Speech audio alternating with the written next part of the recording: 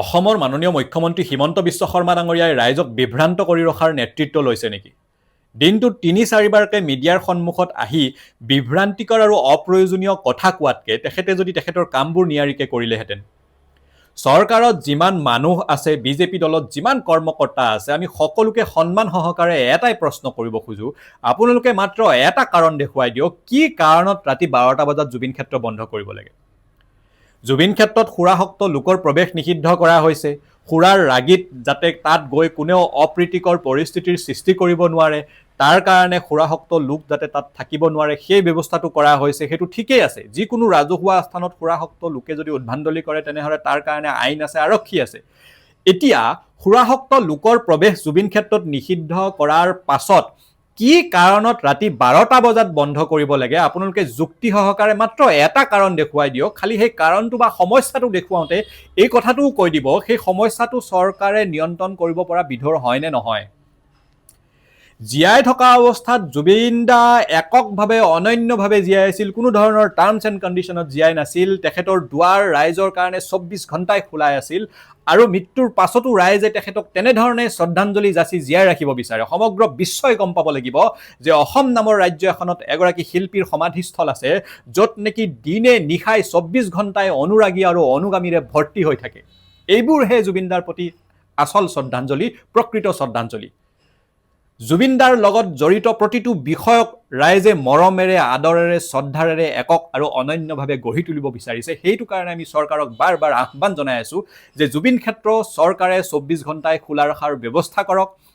সেইবোৰ পৰিচালনা কৰা আৰু জুবিন ক্ষেত্ৰ নিয়ন্ত্ৰণত ৰখাৰ কাৰণে যিমান আৰক্ষী লাগে, বিষয়া লাগে, তাত মোতায়েন কৰক, যাতে কোনো ধৰণৰ তাত অপ্ৰীতিকৰ পৰিস্থিতিৰ সৃষ্টি নহয়।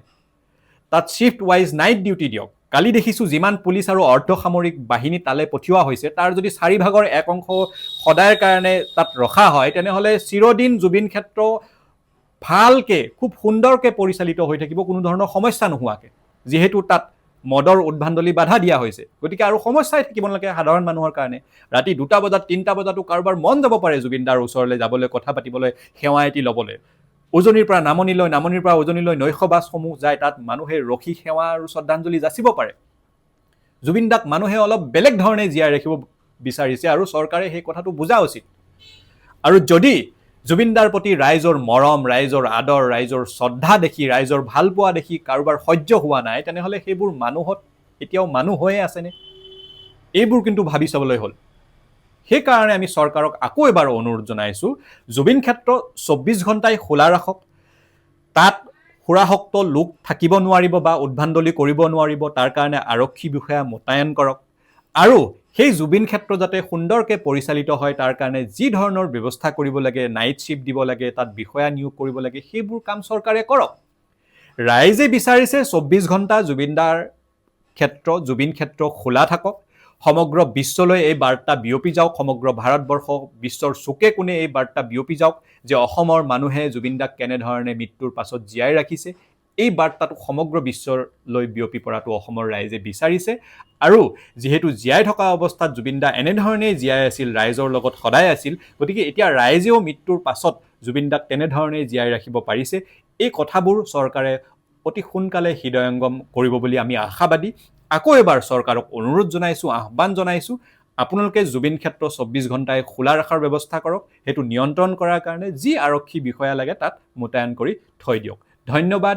জয় জুবিন দা, জয় অসম। সকলো ভালে থাকক, সকলো কুশলে থাকক।